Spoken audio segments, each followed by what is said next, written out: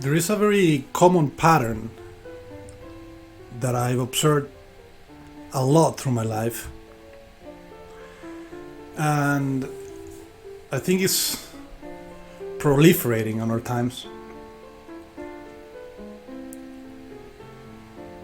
in which sometimes I see people reacting emotionally, clearly having like a knee-jerk reaction to something, but that something is usually very,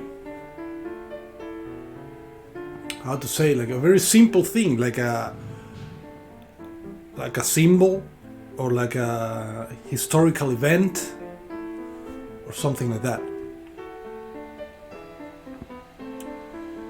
So I'll tell you a little bit an anecdote of this pattern that happened relatively recently.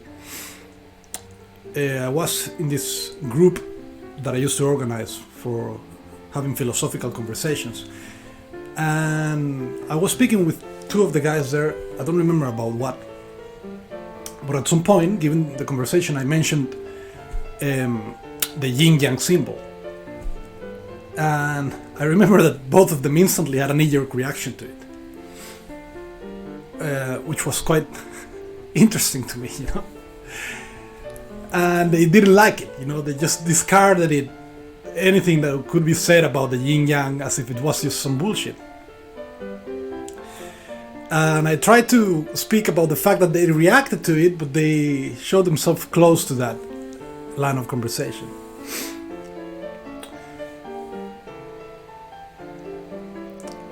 And of course, you see nowadays, with all the political correctness and stuff like that, has a lot to do with this, right? But the sad thing is that people don't realize that there's like a gift whenever that happens to them, whenever that happens to you. Because behind those things that cause you a strong rejection like that and a closing of the mind, so to speak, towards it, there's always a gift. There's always something specifically for you to learn. So this is like a metacognitive skill that you can develop. That whenever you see or feel a knee-jerk reaction to something, especially if it's something that is not another person's behavior, for example, although it can apply to this as well. But especially when it's something that is, how to say, like an object, like a thing, instead of some person's behavior or some event. You can know for certain that you're being played with, that you're being manipulated at some level. Because why would you have a knee-jerk reaction to a thing? Things don't bite. Perhaps one of the most common things nowadays that this happens to is that people with the Bible, for example, any of the big religions probably causes this a lot. And the quote-unquote meta skill that I think is very powerful is that whenever this happens to you, try to sit down and actually trace where does that feeling actually comes from, right?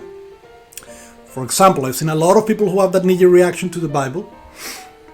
I probably would have at some point in my life, because I also grew up in the hypocritical Christianity, which is unfortunately perhaps, 90% of it nowadays, unfortunately. And so a lot of people attach what they felt about quote-unquote Christianity in whatever milieu they grew up to the thing itself, in this case the Bible, or quote-unquote Christianity as a thing. And they don't realize that maybe their reactions to it are proper, but they are mapped incorrectly, right? they are putting it in the thing instead of putting it in the specific, perhaps, people that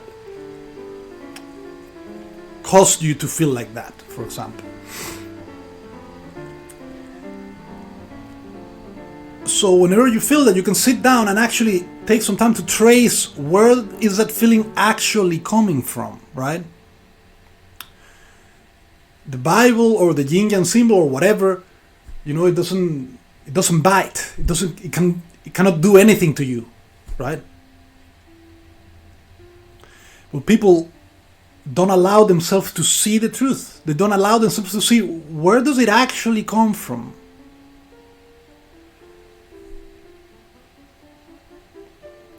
It always comes from some sort of brainwashing in one way or the other, right? You shall not look in this direction. And if you look in that direction, then you get punished. And the interesting thing is that behind those things that give you that sort of reaction, there's always a truth that is specific for you to learn, that will specifically make you grow. Doesn't matter where you find it. Otherwise, you couldn't even perceive the thing that bothers you, right? As a personal example, when I was growing up, I had a lot of that type of reaction with the world of psychology in general. Almost the word psychology would trigger me almost like a repugnant reaction, right? Like a yikes. And through time, I found out at some point that the reason that it did that is because I could smell the bullshit from miles away. I could smell that when people around me were alluding to psychology, they were always manipulating, basically. They were always lying. So I, of course, had that knee-jerk reaction to it. But then as I grew up, I realized that one of the reasons that it caused me a strong reaction to it is because I had a natural inclination to think psychologically, right?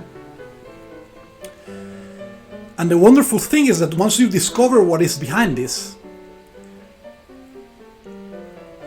how to say this, you become even more discerning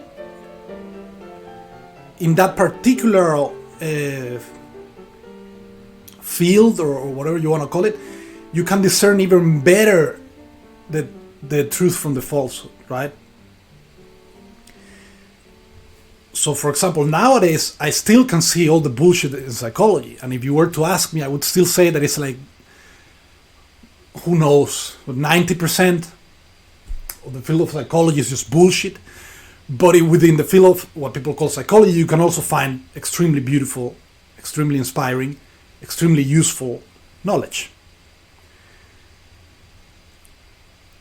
And same thing with Christianity, right? After I started engaging with it directly, so to speak, at least intellectually, I'm not a church-going person, but my discernment became even stronger. So now it's even way easier for me to detect if a Christian is full of shit.